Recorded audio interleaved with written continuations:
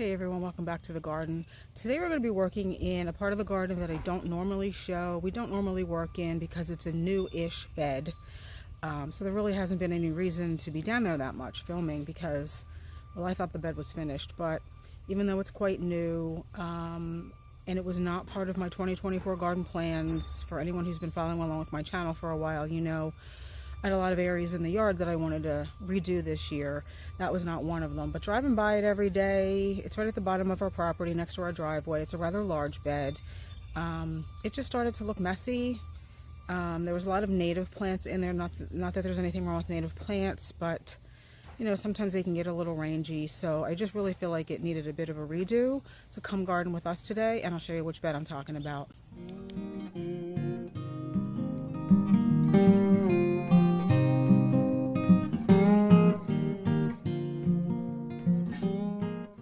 Hey guys, filming down at our driveway bed, our second dry creek bed. I don't usually film down here. This is a newly created bed since I can't remember if it was the spring or summer of 2020 or 2021. And the reason why we created this bed is because we had a lot of plants that needed to be transplanted from other areas of our garden. A lot of native plants like Summersweet and Veronicastrum, you can see right here, which we cut back because they've gotten very floppy this year, I think, with lack of rain. My husband just got done weeding it and edging it so that we're going to mulch. But we have some things that we're going to be moving out of here and some other things we're going to be moving in here. Since this is a bed that is kind of like the first bed you see whether you're coming to our house or whether you're driving by our house, we wanted to look a little bit less wild. A lot of what we had to move down here a few years ago were native plants. And I love native plants, obviously, they belong here, but they can be a little rangy, like these Summersweet. They're beautiful, they're a great alternative to butterfly bush, and they have beautiful pink flowers. But we have more appropriate locations for them. As you know, we lost all of our woods with the ash trees, and it can be quite wet up there. That is our first line of defense up there in what now is the meadow, against the storm water runoff. So I feel like these plants will be better up there. I want this bed to become more like your typical proven winter's garden. I want it to be beautiful, since I said it is the first thing you see, and right now it's just not beautiful. So we're going to be working on this over the next couple of days. I just kind of wanted to give you an idea of the before, and I'll show you the after. And just one more thing before I do that. So the butterfly bush is going to come down here. We bought that a month ago. And the gold smoke bush is going the other side in front of that boulder. These two service berries are going to come out. We just planted them here, but to be quite honest with you, again, they're very sparse, and it's not really the look I want for front of house. I think we're going to, like I said, remove the Veronicastrum. There is a more appropriate location for those adjacent to our meadow. We have two crepe myrtles I think we can move down here that never get enough sun, where they have been for the last probably about 8 years.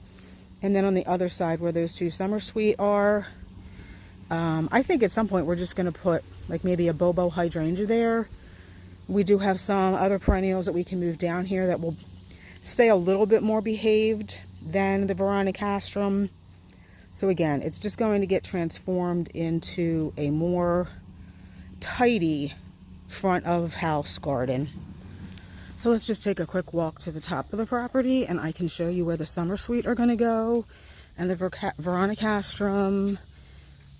What else do we need to move? Not necessarily from that bed, but some other native plants that will play a lot nicer up in a little bit more of a wild area. The penstemon I mentioned in my previous video. I can't remember what else off the top of my head, but again, just for the kind of foundational area of our garden, I do really want it to look like that classic proven winter's garden, I guess you could say. Since we lost all of our ash trees up here and we're trying to plant lots of natives in what is our first line of defense, trying to stem off the runoff in extreme weather events, all of those native plants will perform beautifully up here. That's what they're used to. So right back here, underneath these two wild crab apples, is where the Summersweet are going to go. This is where, over the winter, it was so wet, we lost one of our Prague viburnums. And as you can see, it is a wild area. We recently had the meadow weed whacked to get rid of the invasives. So when it's really wet up here, the Summersweet will be able to handle that. And as previously discussed, this is the Winecraft Gold Smoke Bush that is going to go down in that driveway bed. It will get full sun down there, so it will be gold again. Right now it's green.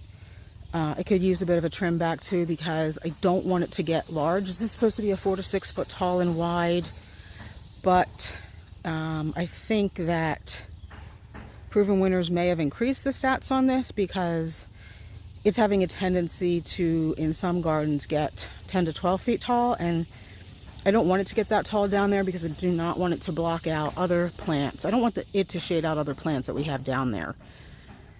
And then the butterfly bush is just the black knight butterfly bush. So as you can see, we got the smoke bush out, and we got it in the place where the two red twig dogwoods were. Well, at least one of the red twig dogwoods. And I do like the fact that I can see now how much space we actually have over here to the right for some more plants that we need to transplant. Carl Foresters are looking horrible because those red twig dogwoods had just overtaken everything. And here we have the two holes where the Summersweet came out. I actually think the two Midnight Magic crepe myrtles can go here. I'm not exactly sure I want them in the exact location of the two holes, but my husband insists on keeping these plants. They are inside the fence, not getting enough sun, so I actually think they can go here. At first I was thinking maybe a bobo hydrangea or two, but they are very, very dense, and I feel like in a few years we'd be in the same situation, moving things, because I don't know if any of you are familiar with those bobos, but they are super dense. So the Midnight Magic crepe myrtles are not, so things will have a little bit more airflow in here. I feel like we'll still be able to fit a few things. And then I actually think these two service berries, we decided maybe they can stay. That's where I'm going to put the butterfly bush, or at least I was going to put the butterfly bush.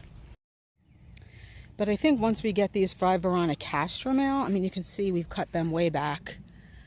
There's 5 of them here, there's 2 there, and then there's 3 over here. I feel like the butterfly bush, which is a larger one, it's the Black Knight, but they're relatively open. I think it can come right here where this larger Veronicastrum is. And again, we still have plenty of room in front of these 2 service berries, which are columnar service berries. They are standing ovation, so they're not going to take up a lot of room. So maybe we put a couple of smaller hydrangeas on this side. Again, I'm trying to make most of the beds close to my house more, not really sure what the right word is or the right phrase is. I'm trying to transform some of my beds just to be more, I know, neat and tidy, but I don't think that conveys the message that I'm trying to get across. But anyway, I think you know what I mean. So that's why we're doing this bed. I'm just going to come over here real quick and show you where these crepe myrtles are. Well, one of them's already out. So this is where we need to do a little bit of trenching in order for the stormwater runoff to go under our fence. So that's one of the reasons why we're moving these. Another reason is they're just not getting enough sun over here. We'll figure out something else to put here. So just wanted to show you that real quick. So I'll just give you the stats on these crepe myrtles real quick. Again, they're called Midnight Magic. They're 4 to 6 feet tall and wide. They've never gotten that wide for us. They've gotten close to 6 feet tall, more like 2 feet wide. I feel like in full sun, they're probably going to live up to their stats. We'll see what happens down there. But again, they have more room down there. They have more sun. I don't know if these are a branded, my husband said overdivest, but they grow for other companies. So I'm not sure if it's a Southern Living plant. Is it a Monrovia? That I don't remember. We bought these ages ago at, or maybe a local garden center. I honestly don't remember. So anyway, just wanted to show you those and tell you about those real quick. Hey everyone, just wanted to pop back in real quick. We're headed out to the garden center to pick up some shrubs that I have wanted to plant in my property for a long time, but we just did not have a good spot for them because they need full sun, like full sun all day. And none of our beds really get full sun all day for the entire growing season, except the one we're currently working on. So I'm really excited to be able to put these shrubs, now that we've kind of rearranged things down there. I can see that we have some room for them. So I will share them with you when we return, and yeah, really excited about getting these in the ground. Okay, just got back from the garden center, and this is what I bought. 2 Pugster Blue butterfly bushes. Thought I was going to do 3, but I don't want anything to be too tight, and then 3-4 years down the road we're moving stuff again. I've wanted to put Pugster Blues somewhere in my property, as I mentioned previously in this video, but no place at the top, or behind I should say, our house has enough full sun. These need full sun all day long, and most of our backyard does not get that. So excited to be able to put these in here. The deep blue of the Pugster Blue against the Winecraft Gold Smoke Bush. Once it gets more sun out here and starts to go back to its gold, I think it's just going to be a really pretty combination. And actually, while my husband's planting those, I am going to be deadheading the other butterfly bush that is going to come over here to replace the Veronicastrum. That one is a black knight, and in order to get it to bloom again, it does need to be deadheaded, but that's going to go right here.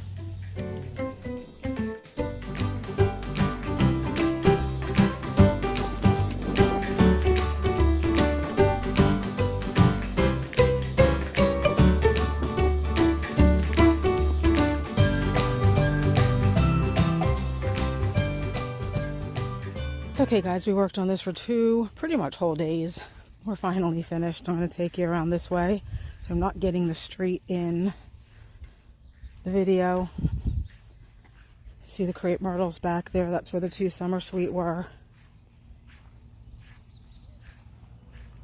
Obviously you've already seen where the Winecraft Gold Smoke Bush is. This is where the 2 red twig dogwoods were. We got the 2 Pugster Blue butterfly bush in. We managed to put 3 geum back there that we had rescued earlier this year. They haven't been doing much. They're, I think they're called Totally Tangerine. Hopefully they survive. I think the pretty orange flowers against the blue of the butterfly bush will look really pretty. We're just finishing up the mulch here. We got the Black Knight butterfly bush in, and 3 salvias. These are May Night salvias, planted. I can show you real quick where our Midnight Sun Weigela are, right there. That's where the original landscaper who did our front bed and our bottom retaining wall had these planted. They quickly just outgrew that space, just did not really work well for the front of the house. Put them on our bottom retaining wall. They got overtaken eventually by the coneflowers there, and only 1 survived. But of that 1, we actually got 3. I think they do self-seed a little bit. So hopefully they look better here. They're pretty blue. I know May Night salvias were the plant of the year back in, like, I don't know, 1998, 1999. They will not be my first choice of a salvia. But since we do try to recycle things here, we'll see how they look. I don't think they'll bloom again this year. Maybe we'll get lucky. But just thanks for coming along in the transformation of our driveway bed, really our bottom dry creek bed. It's nice to be able to see the boulders again. It's nice to be able to see the edges of the bed. It's nice to be able to see the bed in general with those red twig dogwoods gone. Thanks for watching, guys. I hope you enjoyed. It's been a long couple of days transforming that bed. So hopefully we'll see you in the next one. Bye.